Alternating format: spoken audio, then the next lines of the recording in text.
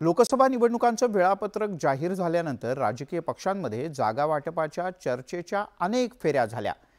अखेर चर्चेच्या अनेक फेऱ्यानंतर जागा वाटपाचं चित्र समोर आलं। महायुतीत जागा वाटपात भारतीय जनता पक्षच मोठा भाऊ ठरलाय।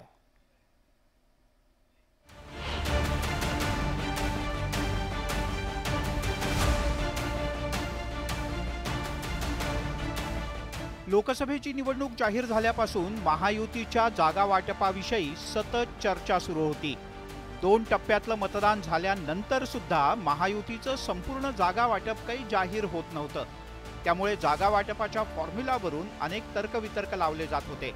तसंच काही जागांवरून महायुतीत चांगलीच रस्सीखेच सुद्धा सुरू होती। महायुतीत भाजप, शिंदेंच्या नेतृत्वाखालची शिवसेना आणि अजित पवार यांची राष्ट्रवादी असे तिन्ही पक्ष पहिल्यांदाच एकत्रितपणे लोकसभेच्या रिंगणात उतरलेत। त्यामुळे कोणत्या सूत्रानुसार जागा वाटप होणार याकडे तिन्ही पक्षातल्या इच्छुकांच्या नजरा खेळल्या होत्या। बुधवारी शिंदेंच्या नेतृत्वाखालच्या शिवसेनेनं नाशिक, ठाणे आणि कल्याण लोकसभेच्या जागेवर उमेदवारांची औपचारिक घोषणा केली, तर भाजपनं पालघरची जागा लढवणार असल्याचं स्पष्ट केलंय। त्यामुळे महायुतीच्या जागा वाटपाचं चित्र स्पष्ट झालंय। राज्यात एकूण 48 जागांपैकी सर्वाधिक जागा भाजपच्या वाट्याला आली आहेत। भाजप राज्यात 28 जागांवर निवडणुका लढवणार असल्याचं आता स्पष्ट झालंय।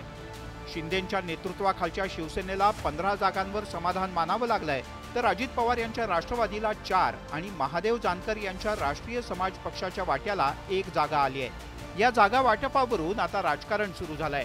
उद्धव ठाकरेंच्या पक्षाला टीका करण्याची आयती संधी मिळाली आहे। शिवसेना फडणवीस गट ते 12-13 जागा लढतात, म्हणजे त्यांनी 7-8 जागा स्वतःच्या कमी करून घेतल्या। यालाच मी लोटांगण घालणं म्हणतो। तुम्ही तुमच्या जागा कायम ठेवू शकला नाही आणि अनेक ठिकाणी तुमचे उमेदवार भारतीय जनता पक्षाने ठरवले किंवा कापले। अनेक ठिकाणी ही काय स्वाभिमानाची गोष्ट नाही। महाविकास आघाडीकडून केल्या जात असलेल्या टीकेला गेल्या काही महिन्यांपासून महायुतीत सुरू असलेल्या जागा वाटपाची किनार आहे। गेल्या लोकसभेच्या निवडणुकीत शिवसेनेनं 22 जागा लढवल्या होत्या। त्यामुळे या लोकसभा निवडणुकीत शिंदेंच्या नेतृत्वाखालची शिवसेना किती जागा लढवणार याकडे सगळ्यांचं लक्ष लागलं होतं।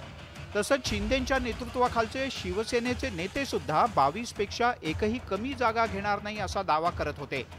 प्रत्यक्षात मात्र जागा वाटपात शिंदेंच्या शिवसेनेला गेल्या वेळच्या तुलनेत 7 जागांचा घाटा झालाय। पण हेच नेते आता वेगळं सूत्र सांगतायत। जे 13 खासदार आमच्याकडे होते त्या जागा आम्हाला प्लस 2 आम्हाला एक्स्ट्रा जागा मिळालेल्या आहेत, 15 जागा मिळालेल्या आहेत। बरोबर आहे, युतीमध्ये राष्ट्रवादी पक्ष सुद्धा आलेला आहे। पूर्वी शिवसेना आणि भाजप युती होती, आता राष्ट्रवादी अजितदादांचा पक्ष आहे।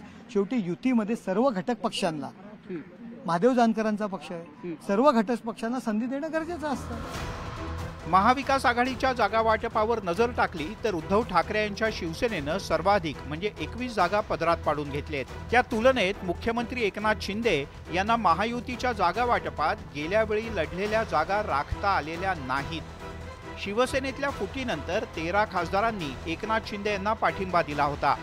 जागा वाटपात तोच आकडा शिंदेंच्या शिवसेनेनं गृहीत धरला होता आणि त्यानुसारच लोकसभेचं जागा वाटप झाल्याचं चित्र आहे। Bureau report, news 18 Lokmat.